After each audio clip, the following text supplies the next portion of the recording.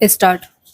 महोदय, विदेश व्यापार के घाटे में भारी वृद्धि तथा नर्म शर्तों पर विदेशी मद में कमी के संदर्भ में सरकार निर्यात उत्पादन नीति तथा उसके प्रबंध व संचालन में व्यापक परिवर्तन पर विचार कर रही है। हमारे प्रधानमंत्री श्री राजीव गांधी की अध्यक्षता में हाल में गठित मंत्रियों की समिति इस बारे में दिशा निर्देश देने जा रही है। इस मामले पर मंत्रियों तथा वरिष्ठ अधिकारियों के बीच गहराई से विचार किया गया है। निर्यात को बढ़ावा देने के बारे में कुछ ही समय में अनेक महत्वपूर्ण घोषणाएं किए जाने की संभावना है। निर्यात के काम में विदेश मंत्रालय के आर्थिक मामलों के विभाग को विशेष जिम्मेदारी सौंपने का प्रस्ताव है।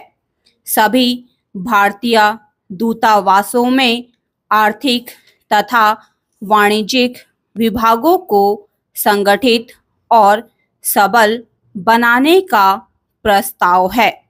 इस बारे में उन्हें अधिक जिम्मेदारी सौंपी जाएगी। मेरा सुझाव है कि उत्पादन से संबंधित विभागों को उद्योग मंत्रालय में शामिल किया जाए तथा वाणिज्य मंत्रालय का कुछ काम विदेश मंत्रालय के आर्थिक मामलों के विभाग को सौंपा जाए। अभी तो सुनने में आ रहा है कि वाणिज्य मंत्रालय का पुनर्गठन किया जा रहा है।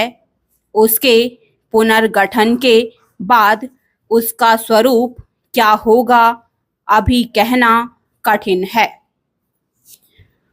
औद्योगिक सूत्रों के अनुसार आयात निर्यात नीति में भी कुछ महत्वपूर्ण परिवर्तन पर विचार किया जा रहा है। हालांकि पिछले वर्ष सरकार ने 3 वर्ष की विदेश व्यापार नीति की घोषणा की थी। आर्थिक और कर नीतियों में परिवर्तन के बाद उद्योग व व्यापार ने विदेश व्यापार नीति को भी अधिक लचीला बनाने का सुझाव दिया है, जिससे निर्यात की प्रक्रिया सरल और व्यवहारिक बन सके। इस बारे में कंट्रोल में कुछ ढील देने का सुझाव भी दिया गया है, जो स्वागत योग्य हैं।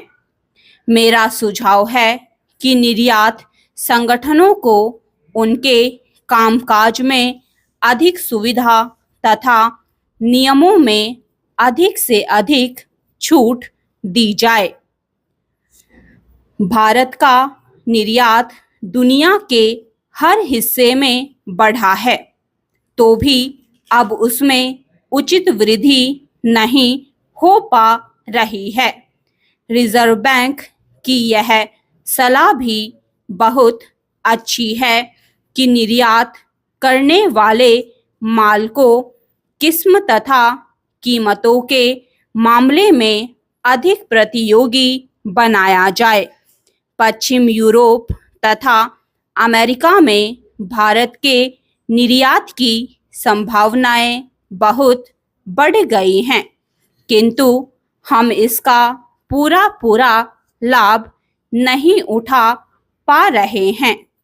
पश्चिम यूरोप तथा अमेरिका में निर्यात बढ़ने से विदेशी मुद्रा की आय में तेजी से वृद्धि हो सकती है। स्टॉप।